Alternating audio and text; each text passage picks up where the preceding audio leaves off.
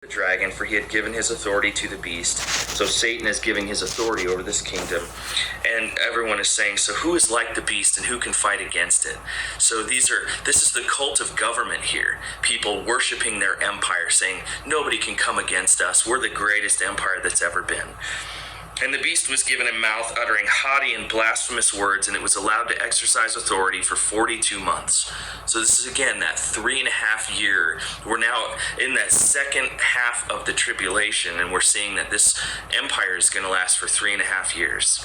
It says, and it opened its mouth and uttered blasphemies against God, and blaspheming his name and his dwelling, and all those who dwell in heaven. And it was allowed to make war on the saints, those saints who are left in the tribulation, who were not saved, who have come to faith after the rapture.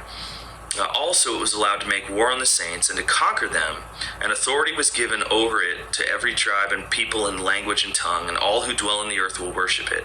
Everyone whose name had not been written before the foundation of the world in the book of life of the Lamb who was slain. And if anyone who has an ear, let him hear. If anyone is to be taken captive, to captivity he goes. If anyone is to be slain with the sword he must be slain. Here is a call for the endurance of the faith of the saints. So John is calling those who are living during this great tribulation to faith, and to, this is what's going to happen. Just know that it's going to happen. And again, if you're part of the church now, you've come to faith now, you will either die and be in heaven, or you will be raptured and taken away. This is speaking of those tribulation saints who've come to faith after Christ has gathered his church away. Then we see a second vision of another beast, and it says, then I saw another beast rising out of the earth, and it had 2 horns like a lamb, and it spoke like the dragon. So now we're seeing this different beast picture, and this is really a picture of this individual known as the false prophet. And so he has horns like a lamb, so he's going to have the visage of a holy person, but he will speak with the authority of the dragon. So again, this is somebody who is empowered by Satan.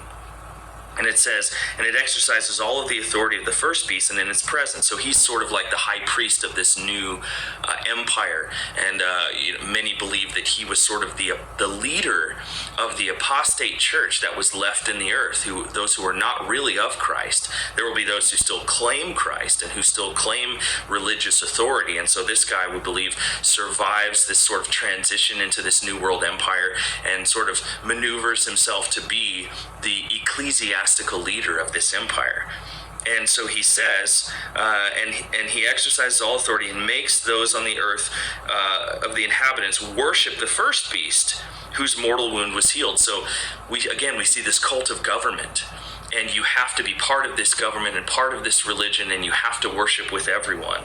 And the first beast, or the second beast, makes you do that, or makes these tribulation saints do that. And it says, and it performs great signs, even making fire come down from heaven to the earth in front of people. And by signs that it is allowed to work in the presence of the beast, it deceives those who dwell on the earth, telling them to make an image for the beast that was wounded by the great sword and yet lived. And it was allowed to give breath to the image of the beast, so that the image of the beast might even speak, and might cause those who would not worship the image of the beast to be slain. So when we look back at the ancient world, there were all kinds of machinations and sort of almost animatronics, almost robotic stuff that priests would do with these